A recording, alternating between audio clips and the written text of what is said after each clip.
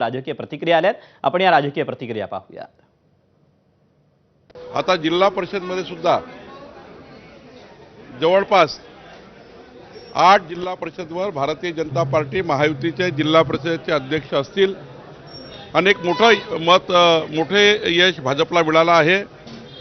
जेव्हा आम्ही निवडणुकीच्या प्रचाराला गेलो तेव्हा ग्रामीण जनता सुद्धा डबल इंजिन सरकार आणि मोदीच्या सरकारच्या केंद्र सरकारच्या योजना, राज्य सरकारच्या योजना हे आम्ही मांडल्या आणि मला या ठिकाणी आनंद वाटतो की देवेंद्रजीच्या नेतृत्वामध्ये आज आम्हाला महाराष्ट्रामध्ये एक मोठं यश मिळालं आहे. आता निकालाच्या नंतर महायुती म्हणून हे जे काही मस्ती करणारे जे लोक आहेत, अदृश्य हाताच्या नावाने महायुती आणि सिंधुदुर्गाच्या विकासाला गालबोट लावणारे जे लोक आहेत, अदृश्य हाताच्या नावाने आमच्या जिल्ह्यामध्ये भारतीय जनता पक्षाच्या कार्यकर्त्याच्या विरोधात काम करणारे हे जे लोक आहेत, त्या अदृश्य हाताला आता बाजूला करण्याची वेळ निश्चित पद्धतीने आलेली आहे. संपूर्ण निकाल यायचे आहेत, आल्यावर आपण त्यावर भाष्य करू. पण जी माहिती माझ्याकडे ज्या प्रचारात सहभागी आम्ही झालो यात महायुती नक्की जिंकेल. मनामध्ये मात्र दुःख जरूर आहे की आपले उपमुख्यमंत्री अजितदादा आता आपल्याबरोबर नाही आहेत. या दुःखी वातावरणामध्ये निवडणुका झाल्यात आणि त्यामुळे महायुतीचा विजय नक्की होईल. हा कार्यकर्त्यांचा विजय आहे. हा माझ्या कार्यकर्त्यांनी केलेले काम, कार्य आणि मेहनत याचा हा विजय आहे. कारण जनतेमध्ये आम्ही असतो, आपल्याला सगळ्यांना माहिती आहे.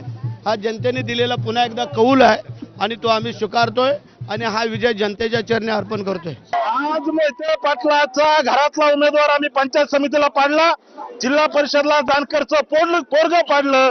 हा आमच्या कार्यकर्त्याचा विजय, राज्याचे नेते देवाभाऊ जयाभाऊ यांचा हा विजय आणि यामुळे हा विजय मी या ठिकाणी इथल्या जनतेच्या चरणी समर्पित करतो आणि इथल्या जनतेला त्या ठिकाणी विश्वास देतो. तुम्ही जो विश्वास आमच्यावर टाकलाय त्याला कधीही तडा जाणार नाही. माझ्यासोबत आता उद्योग मंत्री उदय सामंत आहेत. सर, हा एक वेगळा म्हणजे रिक्षा चालक आहेत. म्हणजे जसं आपण म्हटलं तर तुमच्या पक्षाचे प्रमुख एकनाथ शिंदे हे देखील रिक्षा चालक होते आणि आता जे उमेदवार निवडून आलेले आहेत सुयश आंबेकर म्हणून, ते देखील रिक्षा चालक आहेत. नेमका विचार काय होता की यांना उमेदवारी का देऊन? दुसरी गोष्ट म्हणजे स्वीय सहाय्यक देखील. याच्यामध्ये पहिली गोष्ट अशी आहे की मी स्वीय सहाय्यक म्हणून ही काही उमेदवारी लादलेली नाही. जेव्हा मी पंचायत समितीचा आढावा घेतला तेव्हा तिथल्या कार्यकर्त्यांनी मला सांगितलं की नेताजीला उमेदवारी दिली पाहिजे. तरी देखील मी शेवटच्या क्षणापर्यंत नेताजीला उमेदवारी दिलेली नव्हती. मी प्रचंड विचार करत होतो आणि असाच एका माझ्या कार्यकर्त्याचा मला मेसेज आला रात्री 3 वाजता की नेताजीला तिकीट देणं गरजेचं आहे. कारण तिथं एक मोठी व्यक्ती जी जिल्हा परिषद स्वतःच्या ताब्यात असलेल्या आविर्भावामध्ये कायम वावरायची अशी उभी राहणार होती. त्याच्यामुळं नंदा मुरकर तिथं निवडून आलेत. त्यांच्यावर नेताजी पाटील असणं हे गरजेचं होतं आणि म्हणून त्यांना उमेदवारी जाहीर केली. जर 100% लोकांनी सांगितलं नसतं नेताजीला तिकीट देऊ नका तर नक्की दिलं नसतं आणि म्हणून PA म्हणून काही दिलं नाही. तो PA म्हणून नक्कीच माझ्याबरोबर 15-20 वर्ष काम करतोय. पण त्यानं स्वतः देखील तिथं जाऊन स्वतःचं अस्तित्व निर्माण केलं आहे आणि विशेषतः पक्षाचं अस्तित्व निर्माण केलं आहे. तसंच सुमेश सर्वसामान्य कुटुंबातला जरी असला, रिक्षा जरी चालवत असला तरी त्या रिक्षातनं रात्री अपरात्री लोकांना, पेशंटना घेऊन जाणं, लोकांची सेवा करणं हे त्यानं केलेलं. आणि अशी काही मक्तेदारी नाही ना कोणाची की मोठ्याच्याच पोरानं निवडणूक लढली पाहिजे.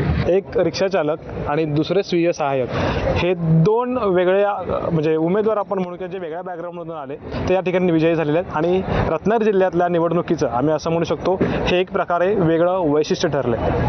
अमोल मोरे, ABP माझा, रत्नागिरी. बातमी आहे सांगलीतून. आटपाडी तालुक्यातल्या निंबवडे जिल्हा परिषद गटातून भाजप आमदार गोपीचंद पडळकर यांच्या वहिनी आघाडीवर आहेत. माधवी पडळकर 630 मतांनी आघाडीवर असल्याचं समजते.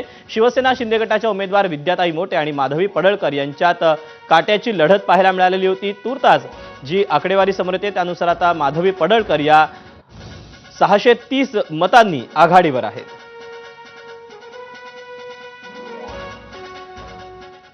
महाडमधून मंत्री भरत गोगावले यांचे पुत्र विकास गोगावले यांचा 5000 मतांनी विजय झालाय. त्यांच्याशी संवाद साधला आमच्या प्रतिनिधीनं. पाहूया. खरं तर रायगड जिल्ह्यामध्ये सर्वाधिक विजयी फरक जो असेल तो विकास गोगावले यांनी पटकावलेला आहे आणि त्यांचा आता छत्रपती शिवाजी महाराज चौक महाड शहरामध्ये जल्लोष सुरू आहे. विकास शेठ, विजय झालेला आहे, काय पाहिजे?